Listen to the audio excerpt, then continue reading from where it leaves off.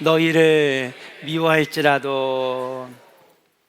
요즘도 이 노래가 인터넷에서 많이 울려 퍼집니다. 기분을 참 좋게 하는 노래예요. 꽃길만 걷게 해줄게. 누가 불렀는지는 모르겠지만 참 마음을 싱그럽게 만드는 그런 노래가 아닐까 생각합니다. 왜 이 노래가 그렇게 우리의 마음을 기쁘게 할까 생각해 봤더니 누구나 꽃길만 걷기를 원하는 마음이 있기 때문에 그래요.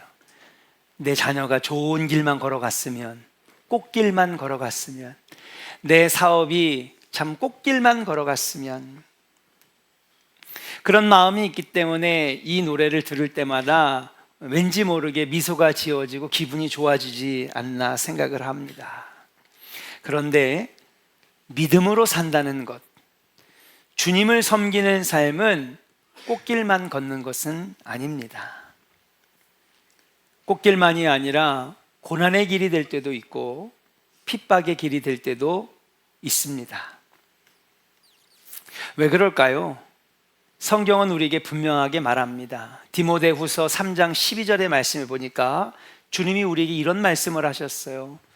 무릇 그리스도 예수 안에서 경건하게 살고자 하는 자는 박해를 받으리라.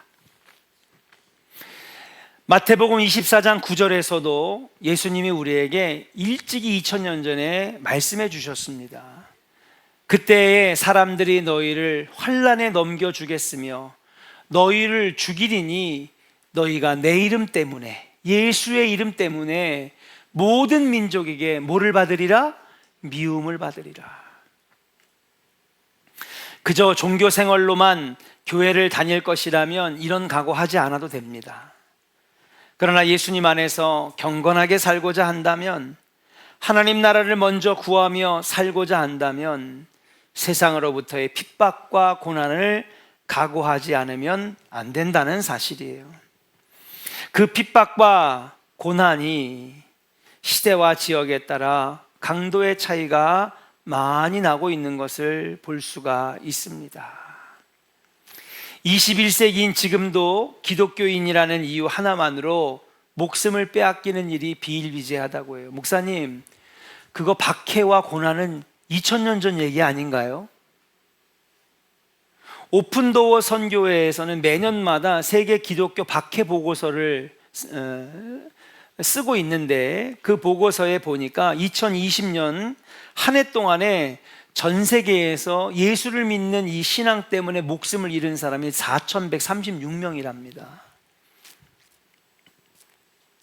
예배당이 폭파되거나 공격당한 것이 1266건이며 지금도 수만 명의 기독교인들이 감옥에 갇혀 있고 테러를 당하고 목숨을 잃고 있다는 거예요. 이 오픈도어 선교회에서 분명히 말하는 건 뭐냐 하면, 지금까지 역사상 가장 기독교 박해가 심한 때는 지금이라는 것입니다.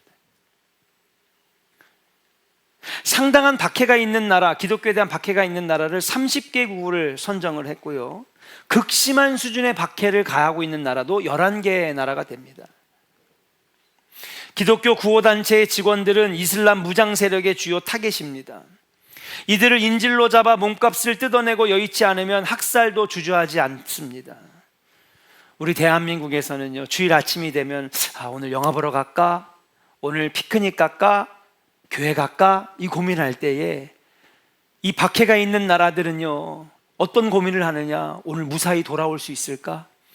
오늘 예배는 드릴 수 있을까? 예배 드리다가 혹시 잡히는 건 아닐까? 그런 걱정 가운데에 주일을 보내고 있다라고 하는 것을 우리는 알고 있어야 돼요. 핍박받는 기독교인의 규모만 놓고 보자면 21세기는 역사상 그 어느 때보다도 극심한 박해의 시기라고 말씀드릴 수가 있습니다. 자, 그렇다면 종교의 자유가 보장된 자유국가에서는 그러면 핍박은 없는 겁니까? 고난은 없는 겁니까? 그렇지 않습니다. 청교도주의 신앙의 나라 미국에서도 동성애를 반대하는 신앙 때문에 차별과 핍박을 받고 있다는 것이에요. 2015년 조지아주 애틀란타시의 소방국장인 케빈 코클란, 이 사람이 주일학교 교사인데 우리 아이들을 가르치기 위해서 성경 공부 교재를 썼대요. 누가 너의 벗었음을 내게 일렀느냐라는 제목으로 성경 공부 교재를 썼는데, 이 교재가 동성애를 합법화하고 동성애법을 지지하는 애틀란타 시의 그 정책과 기조에 맞지 않다 그래서 이 사람을 자릅니다. 소방국장을. 2013년에는 워싱턴주에서 꽃가게를 운영하는 바로넬 슈츠만이라는 사람이, 꽃가게니까 꽃을 만들었겠죠. 이렇게 꽃다발도 만들고.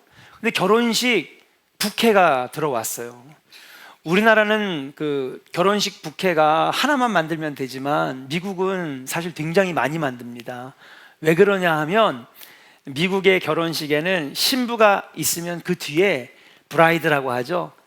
들러리, 신부의 들러리들이 적게는 2-3명, 많이는 10명씩 쫙 서가지고 다 부케를 들고 있거든요.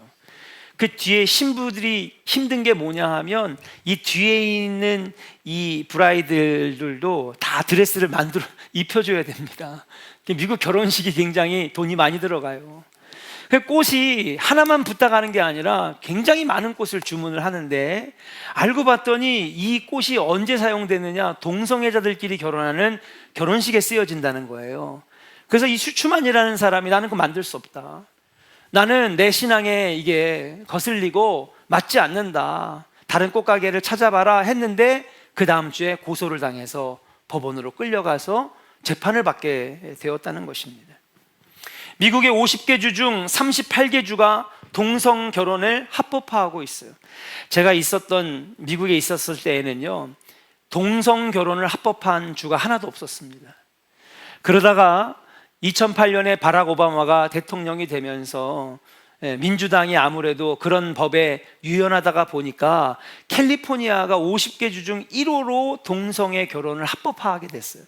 그 전 세계에 있는 많은 사람들, 다른 지역에 있는 많은 동성애자들이 캘리포니아로 다 넘어와가지고 거기서 결혼식을 막 했습니다. 토요일날, 주일날만 되면 여기저기서 막 결혼식을 하는데 다 동성애자들이에요.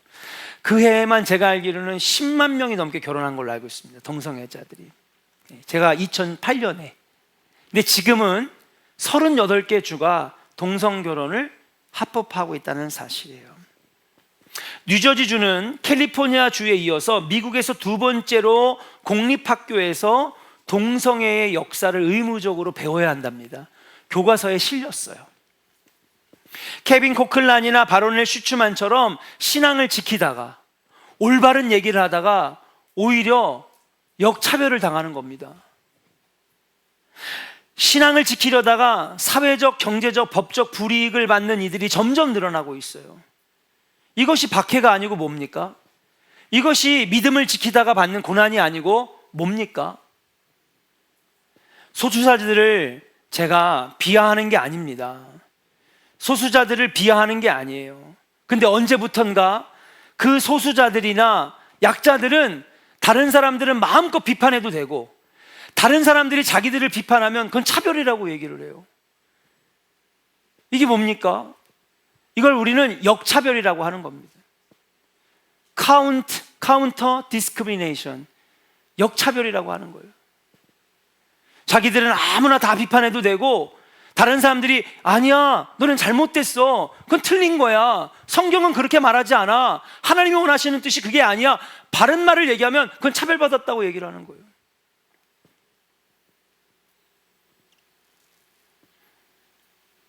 신앙의 박해는 동성애처럼 두드러진 문제로만 겪는 것이 아닙니다. 지금도 물리적인 박해와 물리적인 핍박과 물리적인 고난을 받는 나라들과 사람들도 있고, 이렇게 역차별로 신앙을 지키다가 받는 차별과 박해도 있지만은, 사실은 우리의 삶 속에서도 여러 가지 박해와 고난이 있다는 것을 우리는 알아야 됩니다. 정직하게 비즈니스 하느라 경제적 손해를 보고도 바보 취급당하는 크리스찬들 많이 있습니다. 야, 당신 바보야? 그렇게 해가지고 언제 돈 벌래? 우리는 신앙의 양심에 따라 정직하게, 성실하게, 바르게 사는데 세상 사람들 그걸 가지고 우리를 비웃습니다. 이 바보 같은 것들, 이 답답한 사람들. 하나님이 주신 것이라고 믿고 부모의 사명을 다하고 남편과 아내의 사명을 다하느라 희생하는 것도 어떻게 보면은 신앙의 고난이 아닐까 생각을 합니다. 원수를 미워하지 않고 용서하고 사랑하려 애쓰다가 이용당하고 고통당하는 것도 신앙이 받는 핍박이라고 말씀드릴 수가 있어요. 전도하다가 모욕을 당하기도 합니다. 여러분, 전도하는 게 나쁜 거예요? 세상에 나쁜 짓 하는 사람들이 얼마나 많은데 전도가 나쁜 겁니까? 근데 왜 우리가 손가락질 받고 혀를 차며 우리를 경멸의 눈빛으로 바라봐야 됩니까? 전도할 때 우리가 뭐 합니까? 생명의 말을 전하는 거잖아요. 당신을 살려주는 말씀 아닙니까? 당신이 천국 갈 수 있도록 인도해 주는 것이 전도 아닙니까? 근데 우리가 박해를 당하는 거예요. 선교하다가 건강을 해치기도 합니다. 봉사하다가 오해를 당하기도 합니다. 목숨을 위협받는 것은 아니지만은 일상생활에서 겪는 작은 핍박이요 순교라고 할 수가 있는 것이죠. 지금 한국교회도 세상 사람들에게 미움을 받습니다. 핍박을 받아요. 우리가 뭘 그렇게 잘못했길래? 우리는 천국을 선포하고요, 복음을 증거하고요, 생명을 살리는 말을 전한 것뿐인데 왜 우리가 핍박을 당해야 됩니까? 물론 유명한 기독교인 연예인들이 사회적인 물의를 일으켜서 그럴 수도 있겠죠. 몇 명 유명한 목사님들이 사회적인 법을 어기고 사회적 물의를 일으켜서 비난받을 수 있는 것도 사실이기도 합니다. 그러나 지금 우리는 그리스도인이라는 이유만으로 사람들의 따가운 시선과 욕설로 모욕을 당하고 있는 것이 사실이에요. 자, 그러면 그냥 이대로 억울해만 할 겁니까? 그냥 이렇게 왜 사람들이 우리를 미워할까? 그냥 우리가 가슴만 치고 한탄만 하고 있어야 될까요? 아니면 야, 그러지 말고 그냥 조용히 신앙생활하면 돼. 어디 가서 나 교회 다닌단 말 하지 말고, 사실은 예수 믿은 지 30년 됐는데 직장 동료랑 10년 동안 직장 다니면서 내가 권사인지도 모르고 집사인지도 모르게 그렇게 교회 다니면 돼. 왜 그럴까요? 알게 모르게 이런 핍박을 당한 거예요. 알게 모르게 따가운 시선을 받은 거예요. 그러니까 그런 것들이 너무 쌓이고 쌓이다 보니까 드러내고 싶지 않은 거지. 야, 밥 먹을 때 뭘 기도해. 그럼 금방 알아채잖아. 아, 저 사람 교인이구나. 지금 한번 손 들어볼까요? 직장에서 밥 먹을 때 기도하고 밥 먹는 사람? 할렐루야, 한 분 들어주셨어. 안 하는 거예요. 왜? 이런 따가운 시선이 있으니까, 비판의 그런 눈초리가 있으니까, 알게 모르게 핍박과 모욕을 당한 경험이 있으니까 드러내지 말아야지, 말하지 말아야지, 전도 꼭 해야 돼? 그러면서 자꾸 나를 누르고 마치 세상에서는 그냥 평범한 일상생활을 사는 사람처럼 그렇게 살아가고 있는 것이 아닌가. 그렇게 한숨만 짓고 한탄만 하고 가만히 있을 것이냐? 아닙니다. 오늘 우리에게 주시는 말씀은 우리에게 생각을 바꾸라고 말씀하세요. 어떻게? 따라합시다. 고난받는 것을 크게 우리 선포합시다. 고난받는 것을, 핍박받는 것을 이상한 일로 이상하게 여기지 말아야 합니다. 믿으시면 아멘. 이상하게 여기지 말아야 돼요. 왜 그럴까요? 이미 2000년 전에 주님이 우리에게 예고하신 거예요. 믿음으로 살고 싶어? 하나님 자녀로 살고 싶어? 경건하게 정직하게 살고 싶어? 하나님 말씀으로 살고 싶어? 그러면 고난과 핍박과 미움은 당연한 거야. 우리 디모데후서 3장 22절 말씀 다시 한번 읽어보겠습니다. 시작. 무릇 그리스도 예수 안에서 경건하게 살고자 하는 자는 박해를 받으리라. 아멘. 마태복음 24장 9절도 읽어요. 시작. 그때 사람들이 너희를 환난에 넘겨주겠으며 너희를 죽이리니 너희가 내 이름 때문에 모든 민족에게 미움을 받으리라. 아멘. 여러분, 이상하게 여기지 마세요. 이미 예견된 일이잖아요. 이미 2000년 전에 믿음으로 살고자 한다면, 경건하게 살고자 한다면 따가운 시선이 있을 것이고, 괜히 이유도 없이 억울하게 미움을 당할 것이고, 박해를 받을 것이고, 이미 주님께서 말씀하신 것이고, 어쩌면 교회와 성도의 당연한 정체성이 아닐까 생각합니다. 물론 세상에서 받는 극심한 핍박과 미움, 힘들 때가 많죠. 목사인 저도 너무 힘들어요. 하물며 우리 성도님들은 얼마나 힘들겠습니까? 그러니까 안 드러내고 싶은 거죠.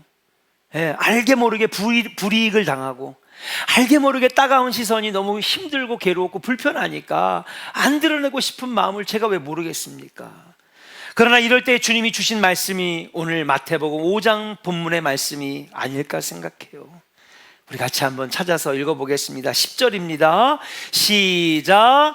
의를 위하여 박해를 받는 자는 복이 있나니 천국이 그들의 것임이라. 아멘. 11절도 읽겠습니다. 시작. 나로 말미암아 너희를 욕하고 박해하고 거짓으로 너희를 거슬러 모든 악한 말을 할 때에는 너희에게 복이 있나니. 아멘. 여기서 우리가 알고 가야 될 것은 뭐냐 하면 우리가 예수 믿는 것 때문에 믿음 지키는 것 때문에 경건하게 사는 것 때문에 혹시나 미움도 받고 따가운 시선도 받고 핍박도 받고 불이익도 당하고 억울한 일 당하는 것을 이상하게 여기지 말라는 거예요. 이미 예수 이름 때문에 너희가 모든 민족에게 미움을 받을 거라고 주님이 경고해 주셨어요. 그러나 그렇게 억울하고 낙심되고 한숨만 짓고 있는 것이냐? 그게 아니라는 거예요. 그 다음에 주님이 주신 말씀이 뭐냐 하면 의를 위하여 예수님을 위하여 복음 전하고 믿음 지키며 살면 그래서 만약에 너희에게 고난이 있고 박해를 받으면 뭐냐? 따라합시다. 너희에게 복이 있나니 천국이 그들의 것임이라. 할렐루야. 겁내지 말라는 거예요. 그냥 고개만 숙이고 낙심해 있지 말라는 것입니다.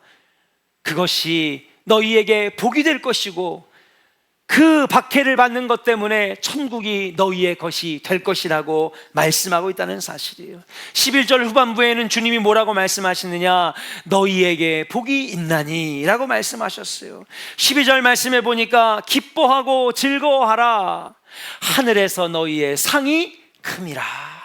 한번 따라해 볼까요? 천국이 저희 것임이라. 두 번째 따라합시다. 너희에게 복이 있나니. 세 번째 뭐예요? 하늘에서 상이 큼이라. 그러니까 이상하게 여기지 말고 억울해하지 말고 걱정하지 마. 하늘에서 상이 클 것이고 이 땅에서 너희에게 복이 있을 것이고 천국이 너희 것임이야.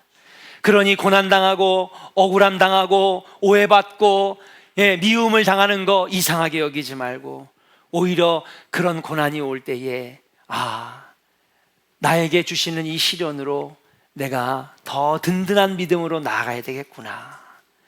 여러분 그렇게 믿음으로 승화시킬 수 있는 사람이 되라고 오늘 주님이 말씀하시는 겁니다. 금요일에도 제가 그런 말을 드렸어요. 믿음 잘 지키고 신앙생활 잘하고 예배 열심히 드리는 사람이 혹시 그 중에 예수님 때문에 복음 전하다가 믿지 않는 가정에서 믿음 지키며 살다가 박해와 어려움과 고난 당하면 걱정하지 말라는 거예요. 그것이 하늘의 상속자의 증거고 너가 지금 신앙생활을 제대로 하고 있다라고 하는 믿음의 증거가 된다고 말씀을 증거했습니다. 만약에 여러분들이 신앙생활하고 교회 다니면서 어려운 일 하나도 없어. 목사님, 저는요 교회 다니면서 어려운 일 하나도 없어요. 여러분 그거 적색경고예요. 어떻게 예수 믿으면서 고난이 없어요? 주님이 다 이렇게 말씀하셨는데. 어떻게 교회 다니면서 시련이 없어요? 어떻게 예수 믿으면서 어려운 일이 안 생겨요? 믿음을 지키면 지킬수록 마귀와 사탄이 우리에게 어려운 시험도 주고요, 우리에게 어려운 장애물도 주고요, 핍박과 미움도 받는 거예요. 그걸 반대로 뒤집어서 생각해 보면 그 사람이 진짜로 믿음으로 살려고 노력하는 사람이고 하늘의 상속자라고 하는 증거가 된다라고 하는 것을 우리는 알아야 될 줄로 믿습니다. 반대로 신앙생활 하는데 만약에 그런 것이 하나도 없다면 우리는 우리 신앙생활 되돌아볼 줄 알아야 돼요. 내가 과연 믿음 지키려고 구원의 길을 온전히 걷고 있는 것인가, 우리는 한번 돌아봐야 된다는 사실이에요. 사랑하는 조은의 성도 여러분, 세상 사람들에게 미움을 받고 핍박을 받고 억울한 일 당하지만 여러분 걱정하지 마시고 이상하게 여기지 않기를 주의 이름으로 간절히 축원합니다. 왜입니까? 그것이 믿음의 증거고 하나님 나라의 상속자의 증거고 하늘에서의 상급이 클 것이고 너희에게 복이 될 것이기 때문에 오늘 주님께서 걱정하지 말라고 우리에게 말씀하시는 겁니다. 자, 그렇다면 하늘의 상은 과연 무엇일까요? 천국에서의 삶을 요한계시록 21장 3절과 4절에서 우리에게 가르쳐 주십니다. 같이 읽고 마치겠습니다. 시작. 내가 들으니 보좌에서 큰 음성이 나서 이르되 보라, 하나님의 장막이 사람들과 함께 있음에 하나님이 그들과 함께 계시리니 그들은 하나님의 백성이 되고 하나님은 친히 그들과 함께 계셔서 모든 눈물을 그 눈에서 닦아주시니 다시는 사망이 없고 애통하는 것이나 곡하는 것이나 아픈 것이 다시 있지 아니하리니 처음 것들이 다 지나갔음이로라. 아멘. 여러분, 천국이 너희 것임이라 그랬고요, 하늘에서의 상급이 클 것이라 그랬고요, 너희에게 복이 있으리라 말씀하셨습니다. 천국에서의 상, 하늘에서의 상이 무엇입니까? 눈물을 닦아주시고 애통함이 없고 구원의 면류관을 주시며 모든 슬픔을 다 지나가고 늘 전능하신 하나님과 함께 사는 천국의 삶이 여러분들을 기다리고 있다는 사실이에요. 누가 봤습니까? 믿음 지키다가, 신앙 지키다가, 경건하게 살기로 노력하다가 고통받고 박해받고 미움받는 사람들은 천국이 너희의 것임이라고 말씀하시는 거예요. 고난 없이 여러분 승리할 수 없고요, 십자가 없이 여러분 구원받을 수 없음을 우리는 알아야 됩니다. 천국도 마찬가지입니다. 신앙생활하면서 당하는 어려움, 억울함, 고난과 고통 없이는 천국이 우리의 것이 될 수 없다는 사실이에요. 천국을 상속받으실 사랑하는 조언의 성도 여러분, 힘들고 어려워도 믿음 잃지 않기를 주의 이름으로 간절히 축원합니다. 어려워도 주님 버리지 않기를 주의 이름으로 축복합니다. 주님 떠나가면 사망이고 주님과 함께하면 영생입니다. 주님 떠나가면 겉으로는 잘 살아 보여도 저주받은 인생이고, 주님 따라가면 힘들어도 그 끝에는 승리의 면류관을 얻는 승리의 삶인 줄로 믿습니다. 아무리 세상이 우리를 미워해도 이 땅에 핍박과는 비교도 되지 않을 더 큰 천국의 상급이 여러분들을 기다리고 있을 줄로 믿고 끝까지 믿음 지키며 승리하는 우리 모든 조언의 성도들 되기를 주님의 이름으로 간절히 축원합니다. 이 시간에